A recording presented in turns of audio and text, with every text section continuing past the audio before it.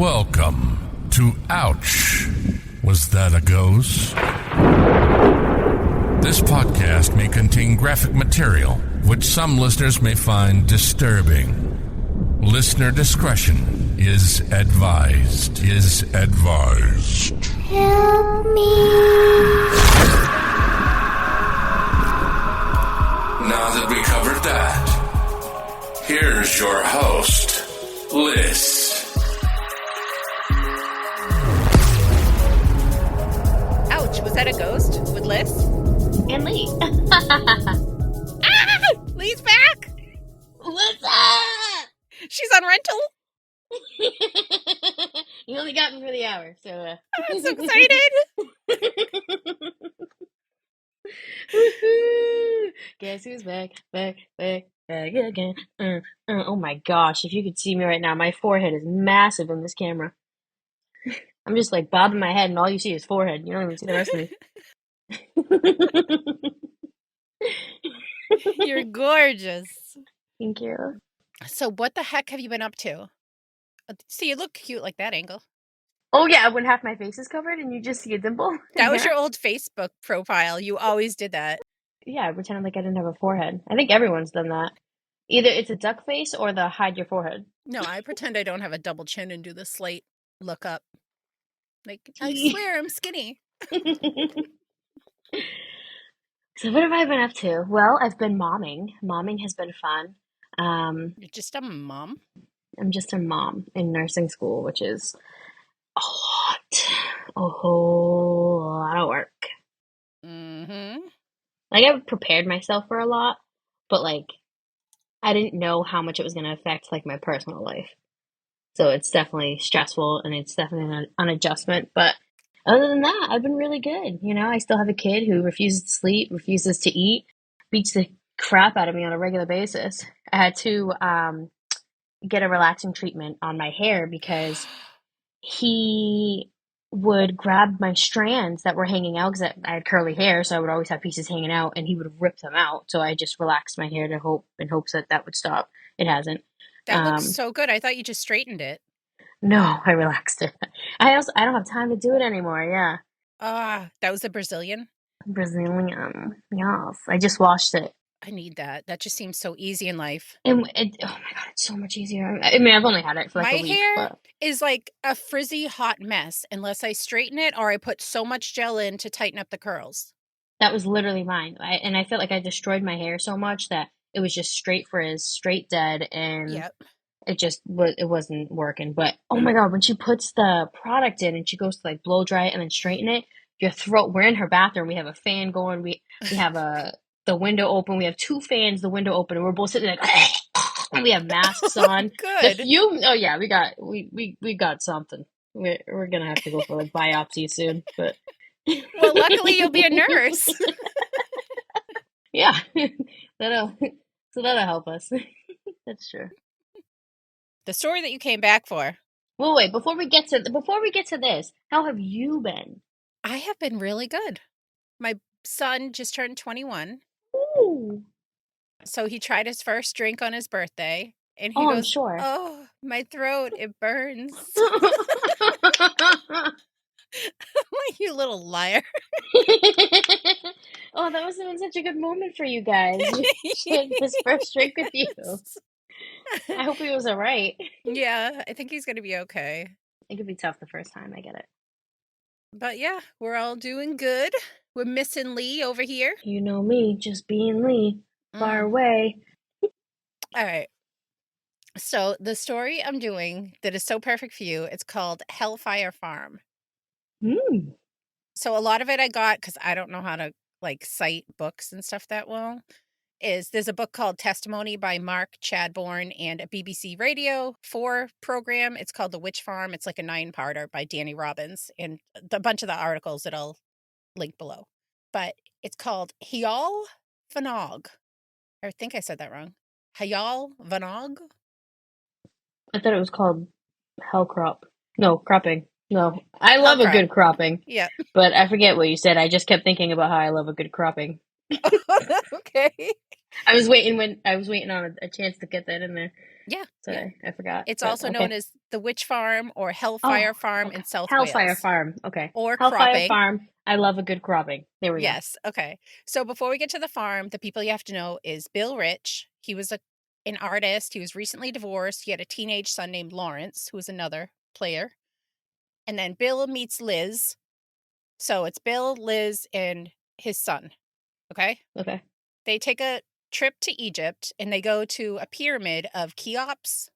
And while they're in the burial chamber, Liz sees all these tiny lights like lasers, like just appear. And she doesn't see the source of them or anything. And then when the guys come into the burial chamber, they don't see what she did, but they have this strange feeling come over them. Wait, what? So she sees lasers and they don't. Right. Okay. And this tomb was said to be guarded by this god named Horus, who has the body of a human with the head of a falcon. He's said to guard against unwanted visitors, and Bill would later have nightmares of a beaked or hooked-nosed figure that resembled Horus. All right, so in 1989, Bill and Liz found this beautiful property to rent. They moved on in. It was this farmhouse in this remote, serene area. And Bill had this huge room there that he could use as a studio because, I mean, he's a painter. Wait, so they bought farmland in Egypt or they're back in the No, States? they just went on a trip to Egypt and they just had this weird encounter. And then they found this property to rent because they're like starting to blend their family. Like Bill and Liz are going to get married. She's pregnant. And then Lawrence, the son, is going to live with them. Is it racist of me to think that farmers can't afford to go to Egypt? I don't think that's racism, but you know what I mean. Alicia. Okay. So it was like a new beginning for a newly married couple that was ready to expand their family. Bill and pregnant Liz had so much more room here, and it was located near the Brecon Beacon. It's this like rolling green hills surrounding everywhere. So I mean, even if he's a painter, he has all this background to look at for inspiration. Nice. Upon moving in, Liz described it as feeling isolated, almost felt like you were in a bubble. Wait, am I allowed to get sidetracked? Sure. Okay. I think it wouldn't be you without it. Yeah. So, like, I don't know, it just, when you said that he had plenty of inspiration because of where he lives, it just made me remember a time when I went on a little weekend vacation and we went to Vermont and we rented the top floor. It was like I don't know, it was like, it kind of looked like a big little, like a mini mansion, I guess you can say. And there were like four little suites or big suites. And the suite was like huge, like king bed and like a living room and a huge walk-in bathroom, obviously, with like this massive tub, whatever, that had a balcony. And I remember we were there all weekend, and every morning I would just get butt naked, and it was dead winter. I would just get butt naked. I didn't even have my coffee or anything, and I would just walk out on the balcony. And yeah, that was so. I was just thinking, like, imagine him seeing me butt naked on the balcony, and I'm a chubby girl. Me just going out, stretching my arms, taking in the morning air, and then just walking back in like nothing. No, I changed your mind. You can't go sidetracked. All right. Okay. Okay. Just wanted to share that. Oh my gosh. So as soon as they started living there, like I said, she felt like she was in a bubble. At first, it kind of felt like it was like a protection bubble. But then all this weird stuff started happening. The serene abode did not stay this way for long. Within months of moving in October, Liz gave birth to Ben. And one night, Liz got up to feed the baby in the nursery. So Bill got up to use the bathroom. You know, like if you got up, Brandon might get up because you just like kind of woke him up by getting out of bed. Right. On the way to the bathroom, Bill peeked in on Lawrence, his son, and he was fast asleep. So he continued going down to the bathroom, which was down on the first floor in the ground level. While he was down there, Bill heard these heavy, I don't know what hobnail boots are, but hobnail boots stomping or running on the floor above him, just like running across the floor.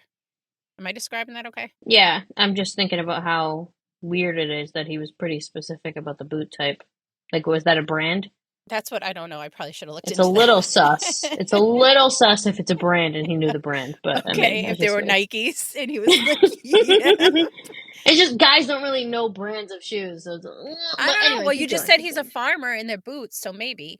True. Okay. But he went to check his son's room and it wasn't him. He was still knocked out. So he ran up to Liz, who was up feeding the baby. And he was like, what was that running sound? And Liz was like oblivious to the stomping. She was like, I don't know. I didn't hear anything. And then this was like one of the probably smallest weird things that started to happen.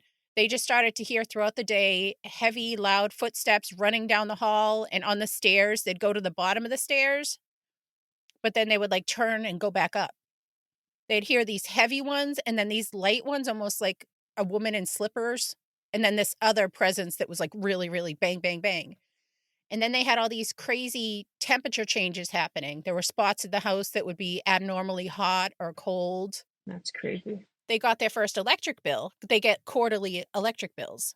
And when they got it, it was 7 times more than what it should be for the property that size. And this hell? like a quarterly bill, and this was way more than a year's worth of energy. Bill was like obviously pissed and called the electric company, who sent a tech out to the house.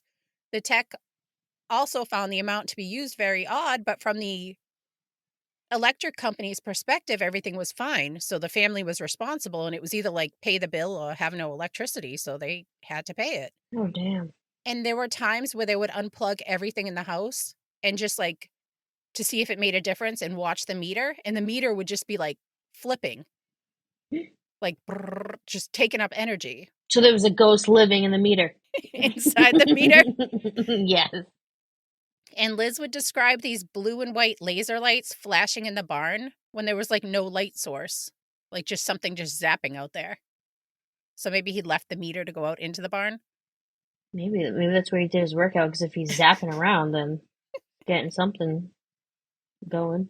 Forget the Peloton. Zap around the barn. When in doubt, zap it out. And even their vehicles or other vehicles parked near the house, like batteries would just be drained. The power just being sucked out. And into the house. And these crazy electricity bills were like this the whole time they lived there. The occurrences in the house seemed to intensify, the disembodied footsteps at all hours, the temperature changes. Then there were these banging sounds or loud snoring sounds that started. Liz tried to like brush the snoring off as like a cat, but I mean, it obviously Did they have wasn't. a cat? Yeah, they had a bunch of animals. Oh, they did. Okay. They actually had a lot of animals that were left because it was like a farmhouse. Oh, wow. And probably the worst of all was Liz described always having this sense of being watched, like this insidious feeling and someone just watching you. I don't like that. I was just doing the dishes. No, I was just doing the dishes. And I saw something, I felt something come up behind me, and I whipped around thinking it was Brandon. And there was no one there. I swear, out of the corner of my eye, I saw something. And for like the next like 5 to 10 minutes, I just felt like there was something in the kitchen with me. And then eventually it went away, but I was like, oh my God, that was so creepy. I haven't felt that in a while. But anyway, Ew. continue. Yeah, gross. She said, quote, "You could sense something before the real horrors came. Sometimes the house would level out, but then something would happen and it would become more claustrophobic and more oppressive, like an energy building up. And the animals on the farm, some were their own and some that were left started acting strange. Some just started dying out of nowhere. Some started running away, and some started becoming aggressively out of character, just acting out, attacking other animals or trying to attack them." So this was something evil, clearly. Liz, who was now pregnant with her second child, one day Liz was outside of the farmhouse and she looked up into the nursery and she saw this old woman standing in the window, just looking down at her. And then she saw the woman slowly vanish in front of her eyes. Mm-mm. She ran in to see if anyone was in there, but I mean, she was gone. Oh my God, no. I don't even know what I would do if I saw something in my son's room. Yeah, I guess I would know. Keep him with you. No, I'd put him back in there. He's fucking annoying. No, I was kidding. My sweet baby. And then there was a day that Liz was with the baby in the nursery and she heard these doors slamming from like the far end of the hallway. And it was just coming closer and closer, like this door, then this door, then this door towards her direction. And she's staring at the bedroom door of the nursery and she heard it open and slam, but like nothing moved. The door just was how it was. Yeah, that's weird. And she screamed and her husband came running.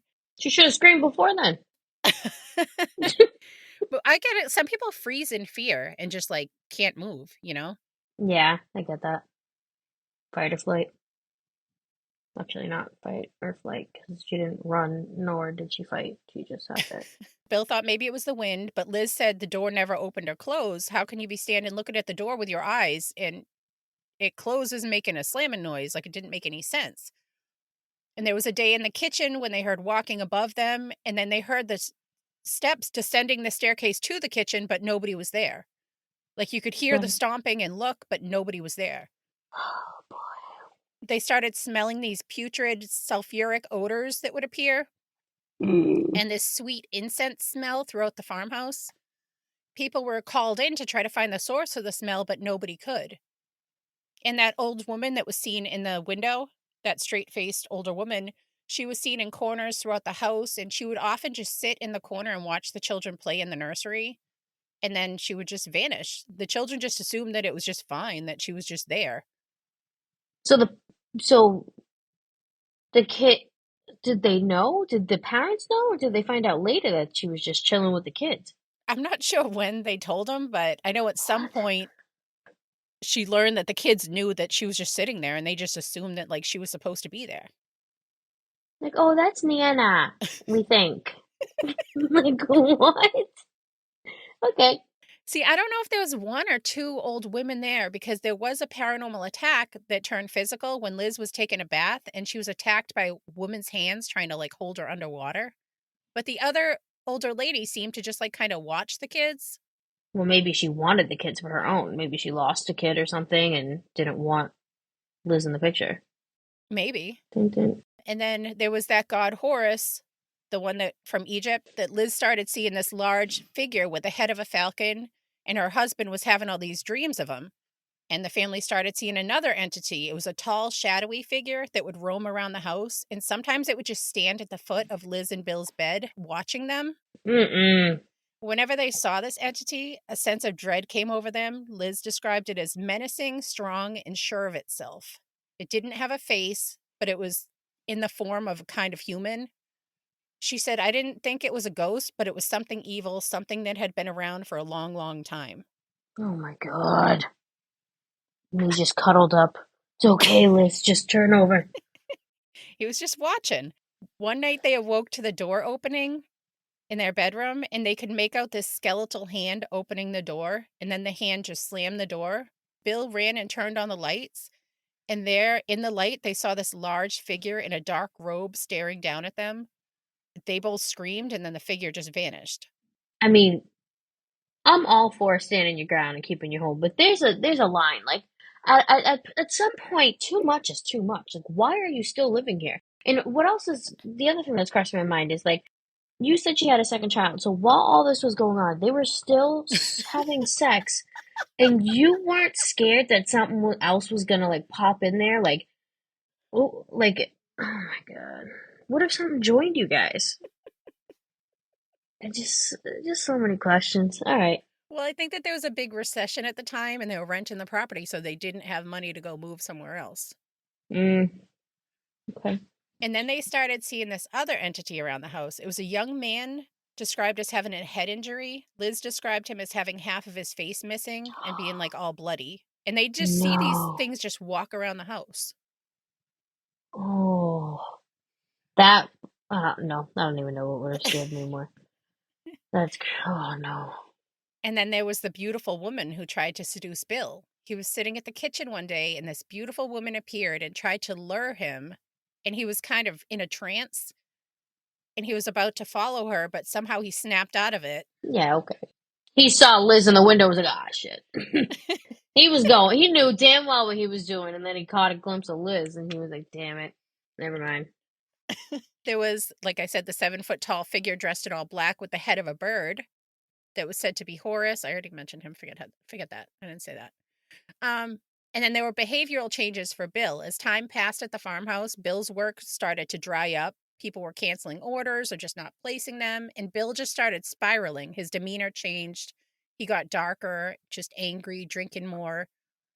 He would spend hours in the studio by himself. And when he was around the family, he was like all over the place. He would just burst into these raging lunatic fits for the tiniest thing. Sounds like The Shining. Right? It just like totally changed his whole demeanor. You mentioned about them not moving. It was a nationwide recession, so they couldn't afford moving, and money just got tighter and tighter. The phone got shut off. They had to sell their car. It was isolating them even further. Yeah. I mean, damn, lucky they could even pay the electric bill. Bill's art got darker and Oh. more sinister. He would later say how he was filled with these dark thoughts, and some of the paintings he didn't even remember painting. He just was going down this dark, angry hole. He became more and more interested in the occult. Liz said it got into his brain. The house ate away his soul. It took away his self-respect. He was drinking more. He was grumpy, and he became someone who was just rotten from the inside out. And Lawrence, his son from his first marriage, was also affected by the house. He was normally happy, respectful teenager. He started to change. He painted his room blood red. He was angry all the time with this look in his eye, described as a blazing fury. And he started swearing and spitting at Bill, which was super out of character. And the tone of his voice got like guttural, and he'd make all these weird sounds.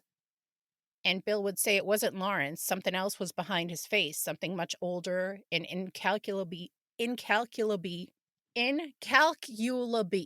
even help you out. And I don't know what you're trying to say. I don't know that word. Incalculable. Incalculable. Yeah, that evil. Incalculably. That evil. Okay. Something very, very evil. Yes. I don't know why my mouth just broke. They ended up sending Lawrence away against his will to a boarding school, and for a bit the house calmed down, but not for long. And there was this really weird instance with Bill, who finally did get an order from a local farmer who commissioned Bill to paint his horse. So Bill went around the area and found this like pretty scene, like trees and all this stuff to paint as a backdrop, and then he brought a picture of the horse to paint the horse on the backdrop. You get what I'm saying? So he was a farmer. He had a farmhouse, but his orders were for paintings? Bill was a painter. Bill was a painter who moved to farmland in a farmhouse to farm painting. To paint. Remember how he has the painting studio? Yeah, I know, but like you did no farming, so you just wasted all that land, and now your family's getting haunted for nothing. Yikes. Kill Bill. Kill Bill. But a local farmer hired Bill to paint his horse. So Bill went around the property. He found the perfect spot to paint. And then he brought a little picture of the horse to paint on the picture as well. So he'd paint like the background and then put the horse in. But when he was painting it, he could not get one of the horse's back legs to look right. He'd try over and over. And then he was just like, whatever, the back leg's not perfect, but it is what it is. Like, I'm done trying. He delivered the painting to the farmer. By then, that horse had suffered a back leg injury, and he was buried on the exact location that Bill had chosen to paint the horse. Like, he had to put the horse down right there because of his injury, and then buried him exactly where Bill painted it. And then the leg looked like the leg that was broken. Well, that's probably why he couldn't get it right. But the farmer was so bugged out, he just burnt the painting. Oh, shit. I hope he still got paid. I know, I wonder. Something towards the electric bill. Liz's disposition would change too. She'd go through these bouts of anger where she was almost like possessed by the house. So she needed to try something to protect her and other kids. So she ended up reaching out to a string of clergy, mediums, spiritualists, exorcists. They tried ministers for help, a series of exorcisms. This is the most exorcised house in the UK. It was exorcised like hundreds of times to try to get rid of whatever was lurking in there. Oh, wow. After an investigation of multiple, people checking out the house, they discovered that there were at least 4 entities in the house: the elderly woman, 2 young men, and a dark entity that was attached to Bill. By the way, Bill at some point dropped this bomb on Liz that when he was younger, he knew Alex and Maxine Sanders, who Alex, I guess, is like the king of witches. And Bill was like, hey, I want to be a witch. So they started to like indoctrinate him and do this ceremony. And then halfway through the ceremony, Bill was like, forget it. I don't want to do this anymore. And these were done with like these hooded figure things. And I guess Liz was just like, okay. Well, that's a plot twist. Not really. I guess that's the answer as to why he's attracting all this demon crap. Possibly. Possibly not. After Liz had her second child, Rebecca, she was in the kitchen at one point and she saw this large figure hovering above her in the kitchen. And she was like, nope. And they packed up some bags and went off to Liz's parents' house. Nope. Wait, do they have the option of leaving to Liz's parents' house this whole time? I guess. I don't know. I think that was the thing that snapped. Oh, that was it? That was the one? So. Yeah. I guess, yeah. They got a suggestion to contact a Baptist minister. They did. The minister concluded that they had a demon attached. He came out, went around the house, and he collected a bunch of things that he thought that may have been what the demon was attaching to, including Bill's occult books and his dark paintings, some which had satanic symbols on it. It was all burnt. And in one article, it said that when they were burning all the books, one of the books came out and smacked the minister in the head, like out of the flame, and just went up and was like, psh.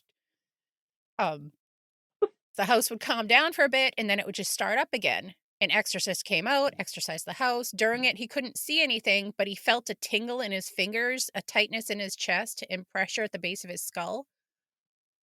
And in that room, there was a tape recorder recording what was going on, and the thing just like burst.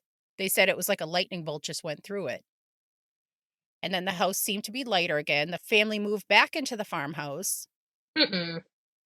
No. No. And Liz kind of went towards religion as like protection, while Bill just stayed locked away in his studio. And then the woman sitting in the corner watching the children started up again and the footsteps, and Liz was like, nope, again. I was going to say, no, there's no way. No. She packed up the kids, went back to her parents' house, but Bill stayed at the farmhouse. When Liz did go back to the farmhouse to check on Bill, she found him there with the power shut off and just all these strange, weird drawings all over the walls, just everywhere. And he's just walking around muttering about dead people walking around the house. Could you imagine? And she kept, oh my God, no. The second I got there and the power was out, I would have been like, nope, right back to the parents' house. And he's just like, dead old lady, sitting in the corner watching the kids. Like, kids, where's the kids?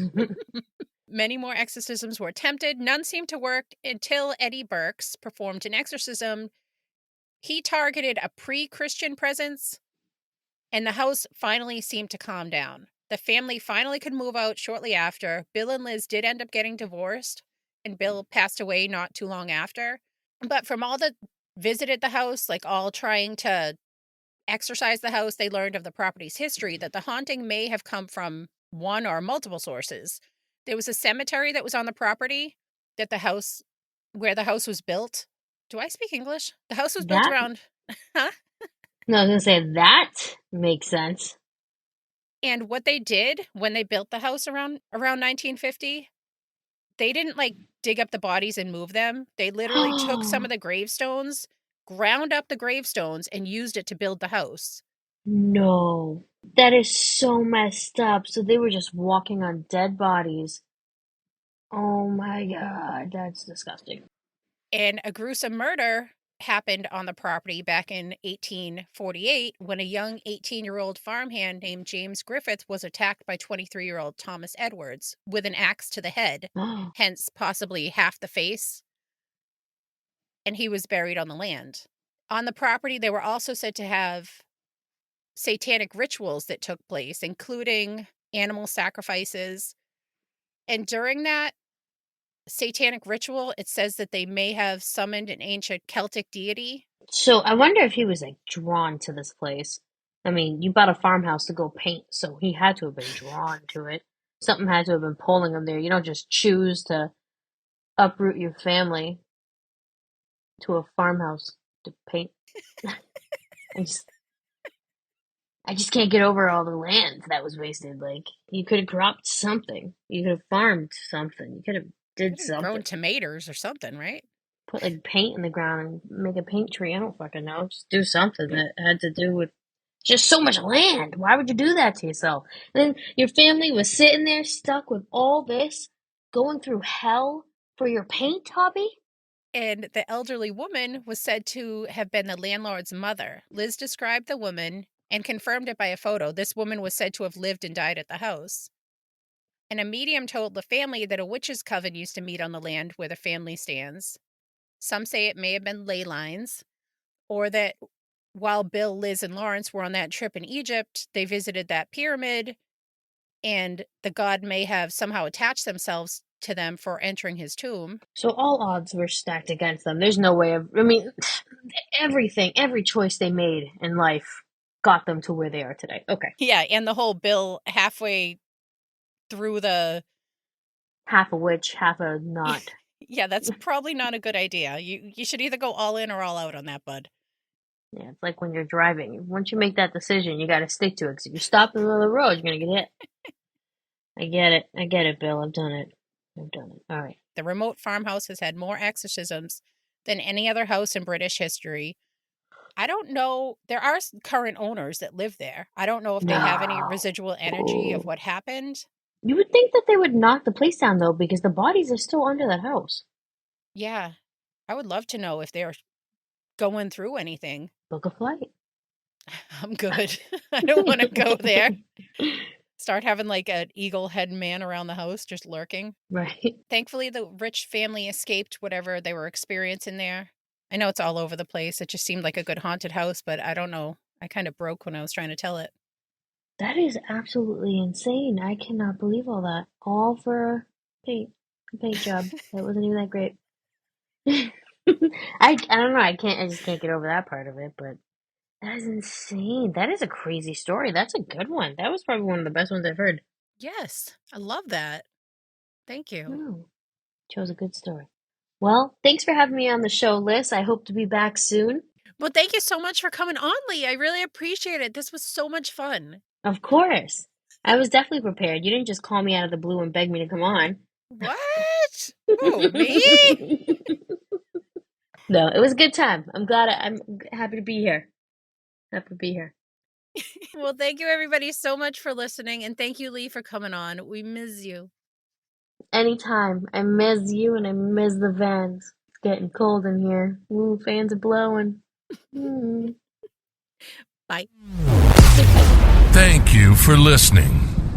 If you need more content or just want to help support the podcast, head on over to patreon.com and search Ouch, Was That a Ghost? If you need some snazzy merch, you can find it at crowdmade.com by searching Ouch, Was That a Ghost? If you have a story you'd like to share, you can email it to ouchwasthataghost@yahoo.com. You can also find us on Facebook and all the other social media platforms under Ouch, Was That a Ghost? Help me. All links can also be found on ouchwasthataghost.com.